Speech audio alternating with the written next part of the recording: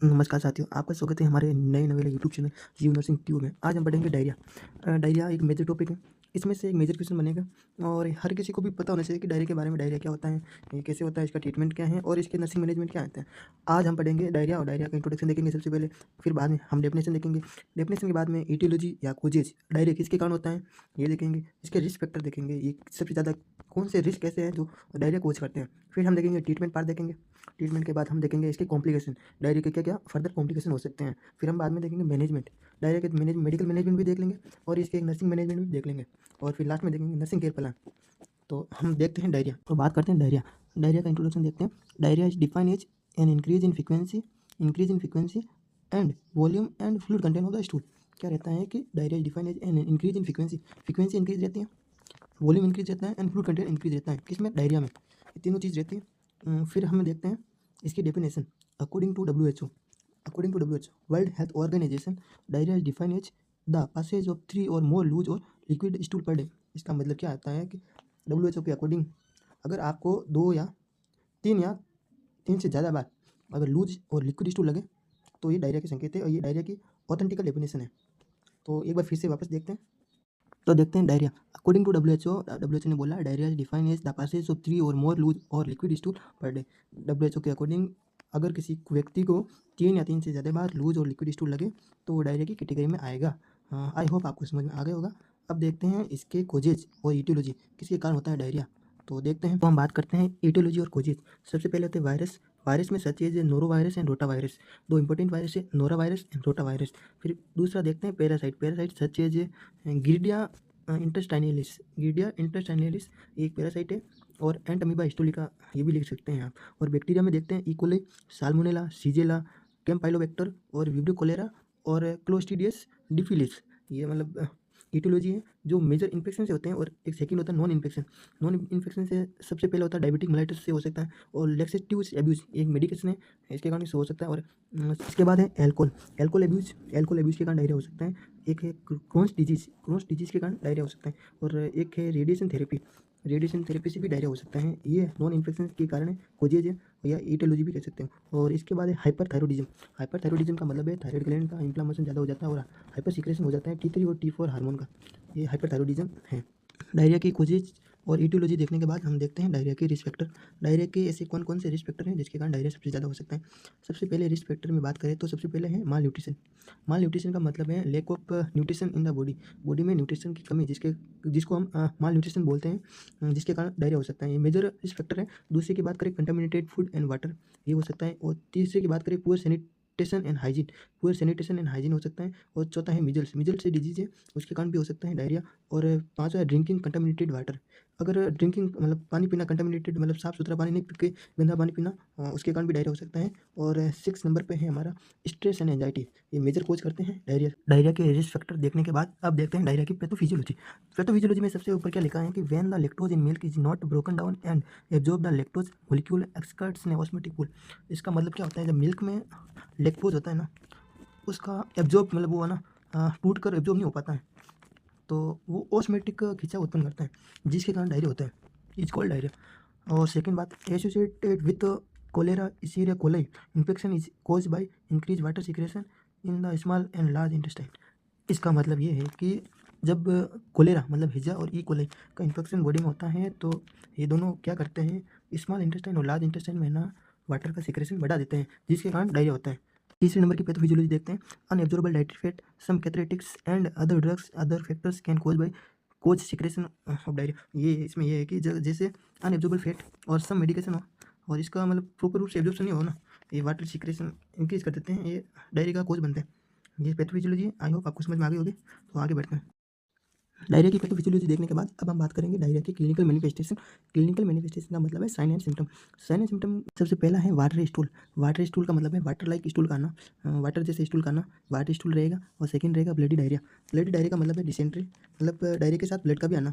और third number पर abdominal cramp के मतलब है पेट में ना मरोड़े चलना। इसमें नोजिया भी रहेगा, जी मचलाना और वोमिटिंग मतलब उल्टी रहना। और इसमें वेट लॉस भी रहेगा और पेशेंट का वेट लॉस होगा।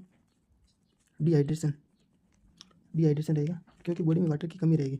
डिहाइड्रेशन के बाद देखते हैं थिन और लूज स्टूल का साइन रहेगा। और इसके बाद रहेगा sense of urgency to have to bowel movement. इसका मतलब ये है कि मल त्याग करने की आवश्यकता महसूस होना या मतलब एहसास होना। और वीकनेस भी रहेगी डायरिया में। डायरिया की क्लिनिकल मैनिफेस्टेशन देखने के बाद अब हम आगे देखेंगे डायरिया के डायग्नोस्टिक इवोल्यूशन। डायग्नोस्टिक इवोल्यूशन में क्यों क्यों करवाते हैं कि इसलिए करवाते हैं कि डायरिया का एग्जिट कोज या मतलब किसके कारण डायरिया हुआ ये पता करने के लिए। ये क्या लिखा है, diagnostic test that may be order to help identify the cause of diarrhoea. मतलब डायरिया का कोज पता करने के लिए डायग्नोस्टिक इवोल्यूशन करवाते हैं। सबसे पहले क्या है कि stool sample to find out the exact cause of the infection. Stool sample देखेंगे। और सेकेंड है सीरम इलेक्ट्रोलाइट टेस्ट करवाएंगे। और सीरम ऑस्मोलिटी भी देखेंगे। सी पे है ABG analysis, arterial blood gases. और आर्टेरियल ब्लड गैसेज भी करवाते हैं। और तीसरे नंबर पर है सिग्मोइडोस्कोपी। इसका मतलब है to visualise the bowel mucosa. Bowel mucosa को देखना मतलब विजुअलाइज करना। चौथे नंबर पर है कोलोनोस्कोपी। कोलोनोस्कोपी का मतलब है it is perform to examine large intestine. मतलब लार्ज इंटेस्टाइन को देखना कोलोनोस्कोपी। अब देखते हैं डायरिया का मैनेजमेंट। डायरिया का मैनेजमेंट में सबसे पहले देखते हैं डायरिया का मेडिकल मैनेजमेंट। डायरिया का मेडिकल मैनेजमेंट में सबसे पहले क्या आता है, रिहाइड्रेशन थेरेपी, ORS का फुल फॉर्म क्या है, ओरल रिहाइड्रेशन सॉल्यूशन। ये first line treatment for mild to moderate dehydration के लिए। मतलब फर्स्ट लाइन ट्रीटमेंट होता है डायरिया में माइल्ड टू मॉडरेट डिहाइड्रेशन के लिए। सेकेंड है इंट्रावेनस थेरेपी, IV फ्लूइड लगाते हैं, RL लगा सकते हैं और NS लगा सकते हैं। और थर्ड नंबर पर है एंटी मोटिलिटी एजेंट। ये है for non infectious diarrhoea. Non infectious diarrhoea में सबसे पहले जैसे वो हो गया डायबिटिक मेलाइटिस के कारण होता है, हाइपर थायरॉइडिज्म के कारण, और लेक्सेटिव एब्यूज वाला, और अल्कोहल एब्यूज, और क्रोन्स डिजीज है ना, ये नॉन इन्फेक्शियस डायरिया के कारण है, मतलब कोजेज है। इसके कारण एंटी मोटिलिटी एजेंट देते हैं। और इसमें सबसे पहले क्या आता है, लो पैरामाइड इमोडियम, ये स्लो गट मोटिलिटी के लिए होता है। इसके बाद डी फिनोक्सिलेट एट्रोपिन, ये Lomotil for symptomatic relief in non bloody diarrhoea के लिए देते हैं। अब आगे देखते हैं 4 नंबर पर है एंटीकोलर्जेनिक। और एंटीकोलर्जेनिक में कौन कौन सी आती है, एट्रोपिन आती है, बेलेडोना और एल्कोइड्स आते हैं। फिर 5 नंबर पर आता है एंटीबायोटिक का। एंटीबायोटिक क्यों देते हैं, अगर बैक्टीरिया डायरिया कोज करता है इसलिए एंटीबायोटिक भी यूज करते हैं। एंटीबायोटिक फर्स्ट सिप्रोक्सिन एंड ल्यूफ्लोक्सिन, ये किस लिए देता है, ट्रेवलर डायरिया, मतलब जो डायरिया सीजिला एंड साल्मोनेला कोज करते हैं ना, ये सिप्रोक्सिन एंड ल्यूफ्लोक्सिन देते हैं। और 2 नंबर पर इजिथ्रोमाइसिन, ये चिल्ड्रन एंड प्रेग्नेंट वुमेन में देते हैं।